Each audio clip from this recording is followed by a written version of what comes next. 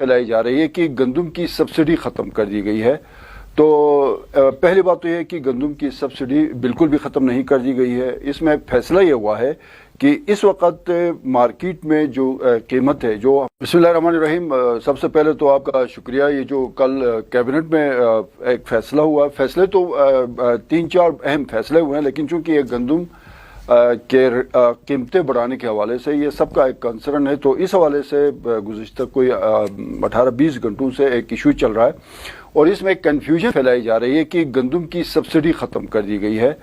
तो पहली बात तो यह है कि गंदम की सब्सिडी बिल्कुल भी ख़त्म नहीं कर दी गई है। इसमें फैसला ये हुआ है कि इस वक्त मार्केट में जो कीमत है, जो हमारी लोकल गंदम है, वो तकरीबन यहाँ पहुँचा के 12,412 रुपये पर 100 kg में GB में पड़ता है, जबकि जो यूक्रेन की गंदम है वो 16,620 रुपये में यहाँ मार्केट में पड़ता है। वो एक बहुत बड़ा डिफरेंस था और यहाँ पे हम जो दे रहे थे या बेच रहे थे सिविल सप्लाई के थ्रू सूबाई हुकूमत, ज़ाहिर है इसके वफाकी हुकूमत के साथ कुछ मुआहदे थे, उसके तहत वो 2,000 रुपये 100 kg के ऊपर। तो इस हिसाब से अगर आप लोकल गंदम का हिसाब कर ले तो 12,412 में पड़ता था, 2,000 में बेच रहे थे, तो 10,000 रुपये पर 100 kg के ऊपर एक्सपेंडिचर्स आ रहे थे। और यूक्रेन की गंदम के ऊपर 14,000 रुपये जो है वो सूबाई हुकूमत अपने तौर पे मैनेज कर रही थी। तो इसमें हमारे ऊपर एक सीलिंग की हुई है फेडरल हुकूमत ने। वो GB की हुकूमत को सालाना वफाकी हुकूमत 6 अरब से 6 अरब, ये हाफिज़ हफीज़ुर्रहमान जब चीफ मिनिस्टर थे, चीफ मिनिस्टर नहीं थे, वफाक में इसकी हुकूमत आई थी PMLN की, और इसहाक डार साहब वज़ीर ख़जाना थे, तो उस वक़्त भी ये इशू आया था। तो उस वक़्त पहली मरतबा फेडरल बजट में गिलगित बल्तिस्तान को गंदम की ख़रीदारी के लिए फेडरल हुकूमत ने बजट में 6 अरब रुपये मुख्तस कर दिए थे। अब आके वो 9.5 अरब तक जा पहुँचे हैं। तो 9.5 अरब पे यहाँ पे गिलगित बल्तिस्तान की सूबाई हुकूमत जो है 12 लाख बोरियाँ वो ख़रीद सकते हैं इस पे। अब अगर 12 लाख बोरियों का हिसाब करें तो हमारी रिक्वायरमेंट जो बन रही है वो 16 लाख बोरियाँ हैं, तो 4 लाख बोरियों का शॉर्टफॉल आ रहा है। अब इसमें जनवरी में ये जो 9.5 अरब पे जो हमने गंदम खरीदी थी वो हमारा कोटा पूरा हो रहा है।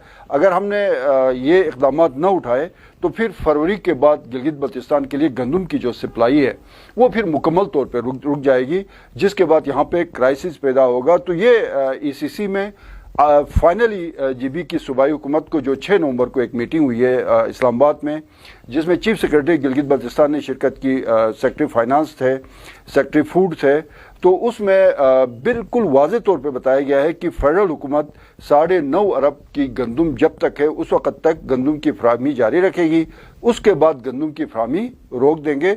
वहाँ पे इनको बताया गया था, सूबाई हुकूमत को कहा गया था कि 70 रुपये पर kg मीन्स 7,000 रुपये तक लेके जाएं, लेकिन सूबाई हुकूमत ने 52 रुपये पर किलो तक लेके गए हैं, 20 रुपये से 52 रुपये तक।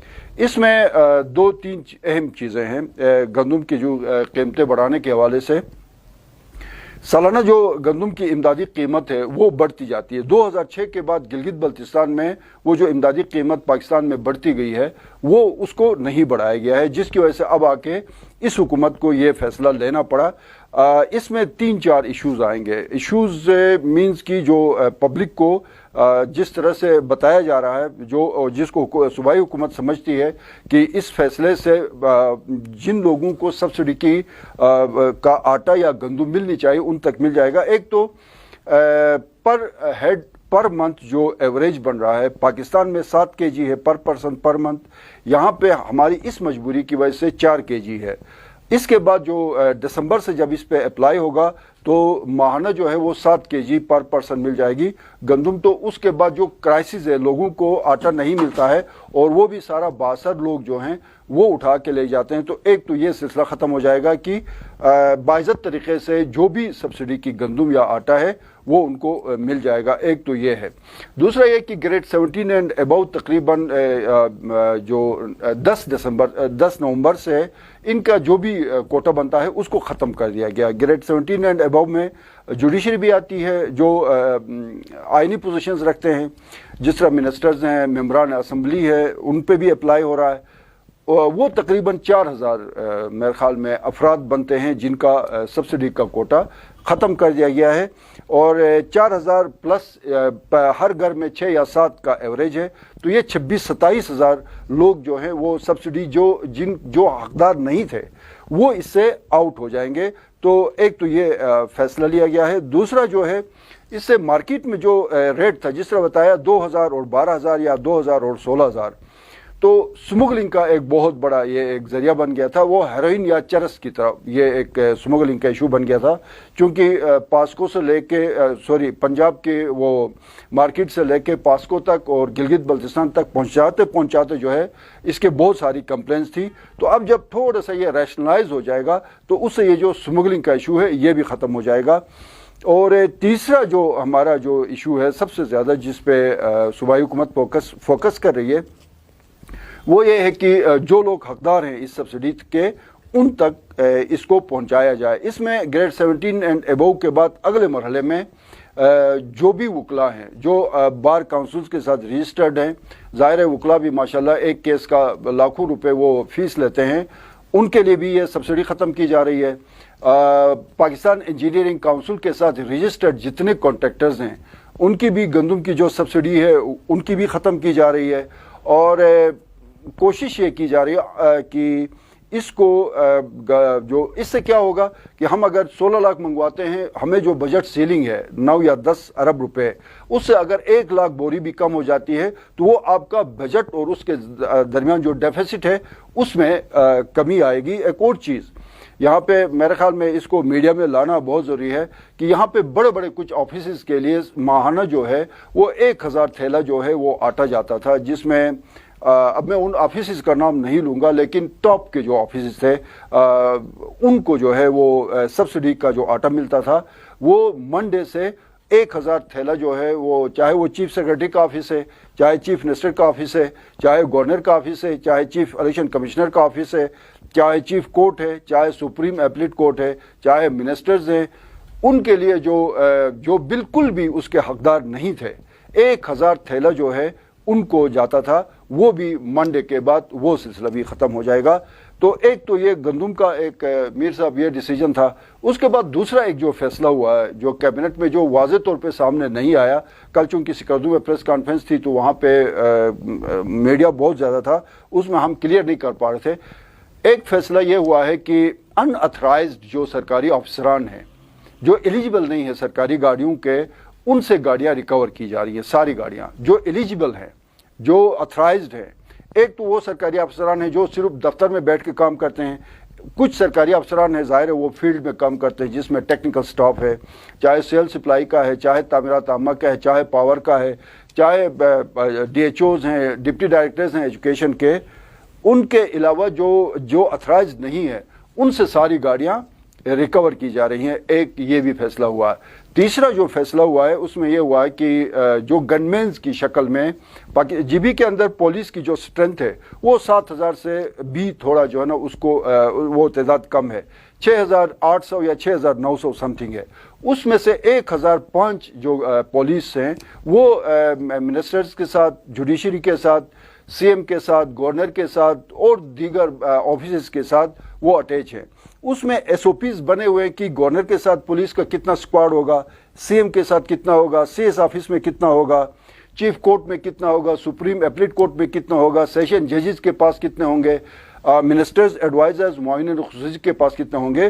ان ایس او پیز سے جب یہ سارے ورک آؤٹ ہوا ہے، اور اس میں میرے خیال میں اسٹینڈنگ کمیٹی نے بھی بڑا زبردست کام کیا ہے، جاوید منوا کی سربراہی میں انہوں نے اس پہ ورک آؤٹ کیا تھا، تو اس میں سے 1005 میں سے 400 کے قریب ایسے پولیس ہیں جو ان اتھرائزڈ ہیں، لوگوں نے اپنے ساتھ، اس میں مذہبی شخصیات بھی ہیں، وہ اپنے ساتھ رکھے ہوئے ہیں۔ ان کو بھی اگلی کیبنٹ میٹنگ سے پہلے ایک کمیٹی بنی ہے، وہ اپنا کام کرے گی اور اس میں رپورٹ پیش کرے گی، جس کے بعد وہ 400 پولیس جو ہیں مختلف تھانوں میں اور عوام کی جان مال یا اسٹریٹ کرائم کے حوالے سے جو مسائل ہیں ان پہ وہ معمور ہو جائے گی۔ ایک تو یہ بھی فیصلہ ہوا۔